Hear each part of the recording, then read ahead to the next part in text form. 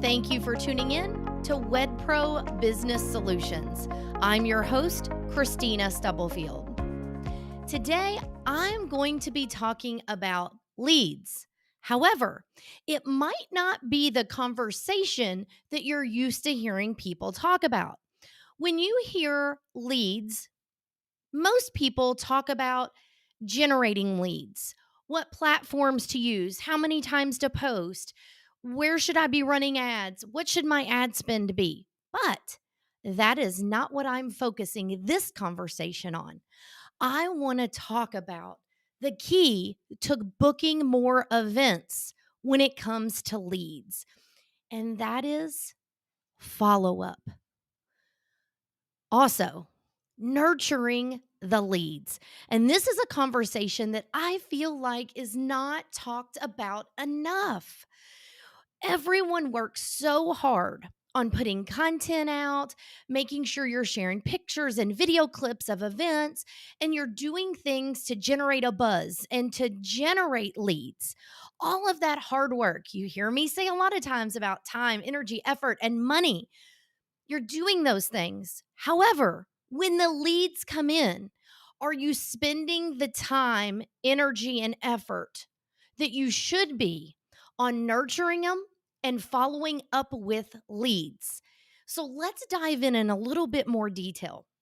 First of all, I will ask you, how easy is it for a potential client to connect with you? And what I mean by that, if they're interested in booking your services or inquiring about your services, how easy is it to do that? For example, on your website, is there an inquire button or schedule a tour button if you're in a venue? Depending on what products and services you offer, how easy is it for someone to connect, to get more information, to get your pricing, to schedule a meeting with you? And you might think to yourself, well, that's a pretty simple question. But a lot of times it's overlooked. And we have to start with the basics. A lot of times in marketing, I talk about stripping things down.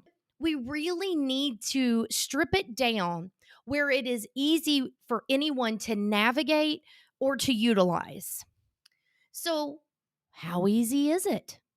Have you taken off your business owner hat and thought about it from a potential client going to your website or visiting one of your social media channels? Do you have links there for people to get to the step you want them to? After all, it is your business. How do you want that to flow? So, after you answer that question, how does that work for someone that's interested in knowing more or moving forward in the process? Then you move to the next step. And that one is, how do you communicate with them? And this is what I mean by that. How long does it take you to reply to an email, to message back from a social channel? And sometimes people say to me, now, wait. I mean, I'm busy. I'm doing events. I understand. But to that person that's inquiring, it's their special day or it's their event. Do we really think that they are worried about or even considering the fact that you're dealing with multiple other events? And I say this because I care. I get it. You're running in multiple places, but to that person, their event is the most important. So, a lot of times when I have discussions, when I'm coaching or consulting with wedding professionals, one of the first questions I ask, what's your response time? If someone inquires, how long does it take you to get back? And this is why it's so important. How quickly are your competitors replying? Because if people are reaching out, most of the time you will find engaged couples reach out to a few different vendors in a category that they're potentially interested in meeting with, having a conversation with, taking that next step to learn more before they make their decision.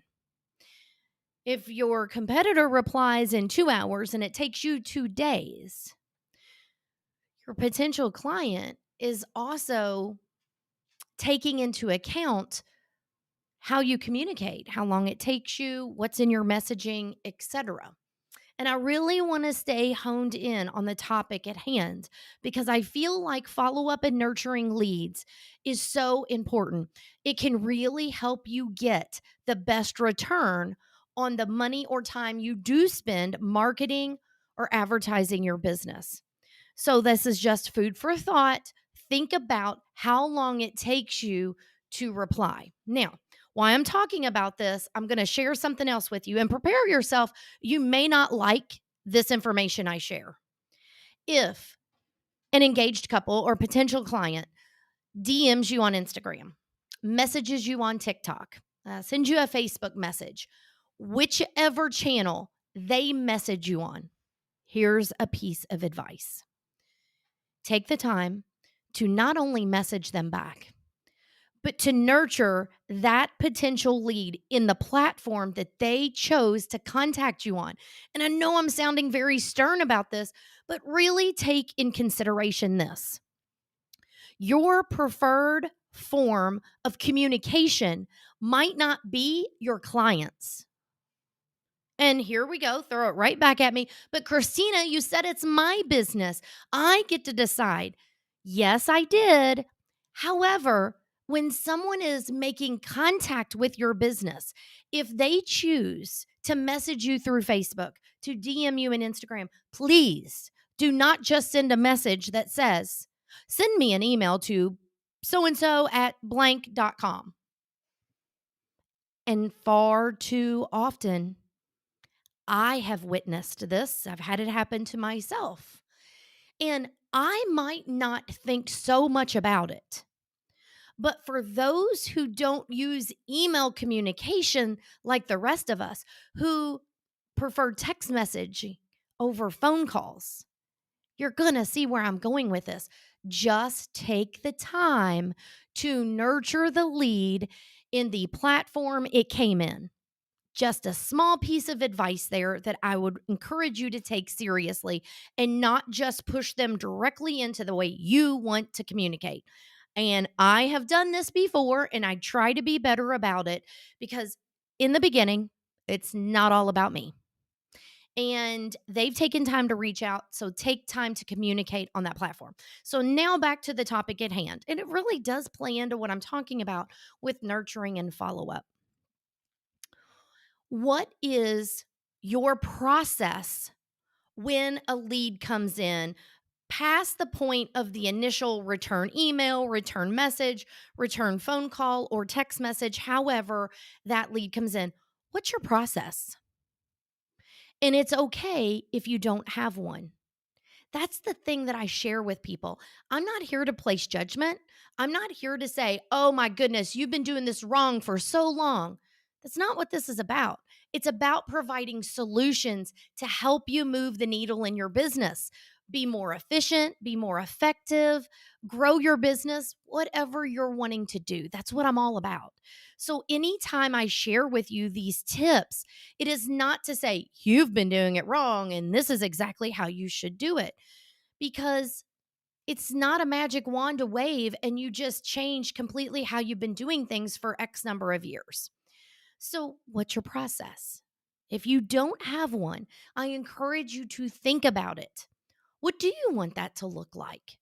What would your potential client, maybe what that audience, what would they want it to look like? Or how would they like it to transpire? So, maybe someone doesn't make a decision right when you email them back. Hey, let's schedule a time to get together. Here's my online booking link to schedule a meeting or schedule a tour. Maybe they don't take action right away. How many of you don't follow back up with that lead? Well, I didn't hear anything back from them, so they must not be interested. Raise your hand. I know I can't see you right now, but I'm raising my hand because I too have been guilty of that. Here's the truth, though. Life happens. We get busy. You hear marketers talk all the time about staying top of mind. What about with your leads? What about with those leads? If they reach out to multiple different vendors, they get sidetracked. As I mentioned, things happen. Follow up. Follow up. This is one thing that can separate you from your competitors because I hear all the time from I don't have time to follow up. I don't have time to send multiple emails. If they're interested in my services, they'll get back to me. And if you're that busy and you're not worried about converting leads or your conversion rate, okay. But whether you have a small audience, a large audience, whether you've been in business a couple years or 20 years, it doesn't matter. The key is in the follow up. This will separate you from your competitors because so many people are not doing this. Now, you can say, well, that's just something else to add to the mix of everything I need to do. You know, I'm already wearing these multiple hats. Well, I'm here to tell you number one, technology, again, can be your friend. There is software you can utilize to help automate these processes that you can put in place. I help people with that all the time. But if you're not to that point with utilizing a software, there's other things you can do. I'm going to give you a couple of suggestions. Number one, when a lead comes in and you reply to them, put a note in your calendar for however many days or a week out about following up. Okay, you could say to me, but I use a paper calendar. Then write it in your paper calendar. Put a note somewhere, however your system is set up to follow up. Another thing, you can block time.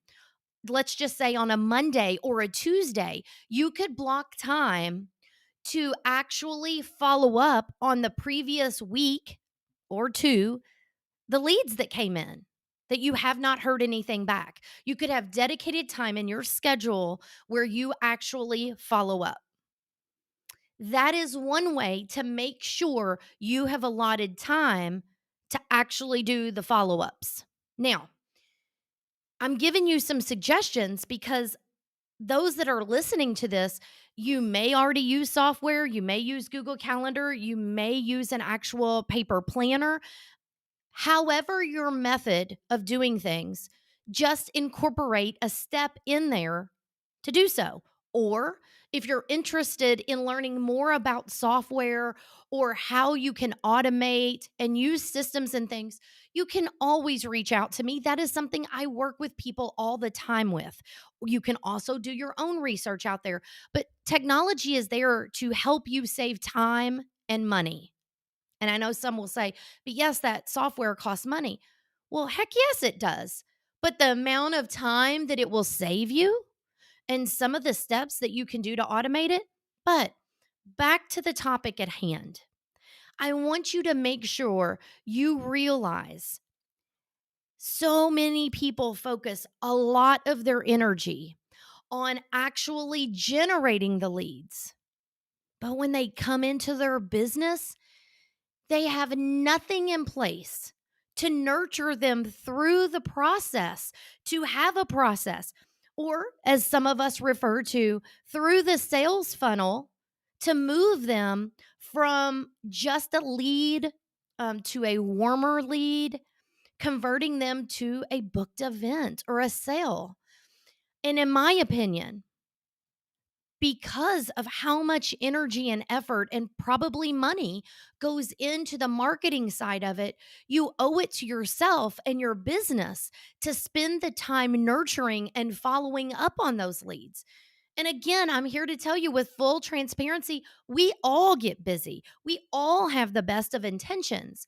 But this is something that you can do to get actual results just by communicating.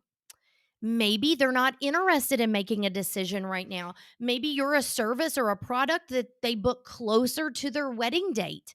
Well, do you put them on your email list? Do you ask them, hey, can I add you to my email list? Or would you like to subscribe to my email list?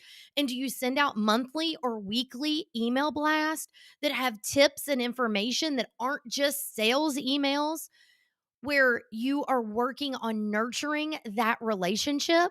And here we come back to relationships. I've said it time and time again. People want to do business with people. And when you nurture and just work on building a relationship, building your know, like, and trust factor with a lead, the conversions happen a lot easier.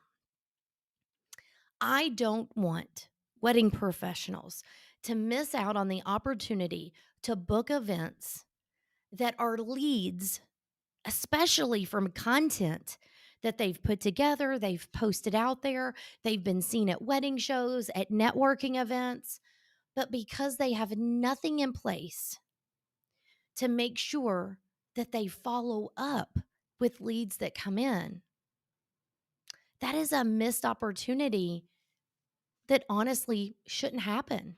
And that's exactly why I wanted to take on this topic. I hear so much about things that you can do to generate leads and generate sales, but let's talk about nurturing our audience, our followers, our email list to make the conversion rate go higher just with communication, just with follow up.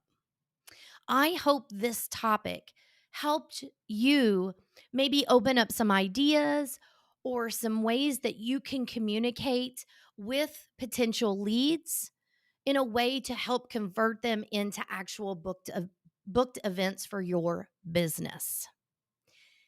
If you haven't already joined my free Facebook group, please do so. You will find the link below this or with this video where I share in that group additional resources, tips, strategies, all kinds of information, as well as software that is available to help you in your business. Until next time, take care.